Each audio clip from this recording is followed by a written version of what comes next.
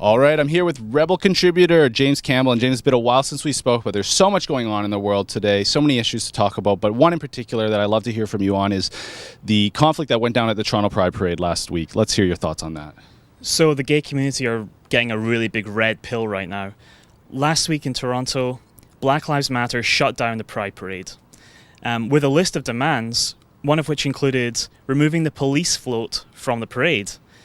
And this is quite insulting for a number of reasons. Firstly, there are lots of gay police officers working in Toronto.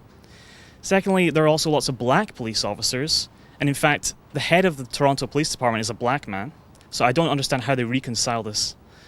And also, after what happened in Orlando, where 49 gay people were killed, it seems quite insulting to expect us to remove police presence, as they did in San Francisco, from pride parades, making us even weaker targets to terrorism. No, that's a fantastic point. Just to follow up on that a little bit, any advice maybe for members of the LGBT community out in Toronto who are, seeing some of this conflict that's going on right now? Well, first of all, I think that the gay community need to stop focusing on such trivial things like picking on weaker targets such as Christian businesses.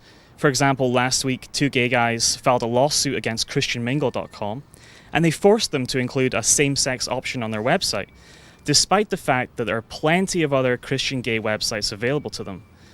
I would also advise that future Pride events ban Black Lives Matter, because Pride is about being gay or trans.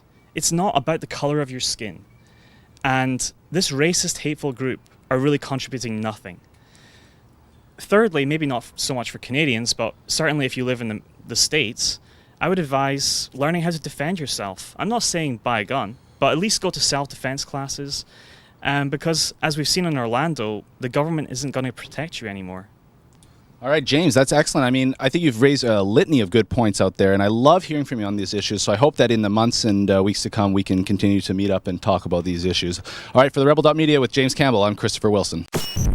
Thanks for watching. Click here to never miss a Rebel update. Want even more of the Rebel? Well, click here to become a premium member.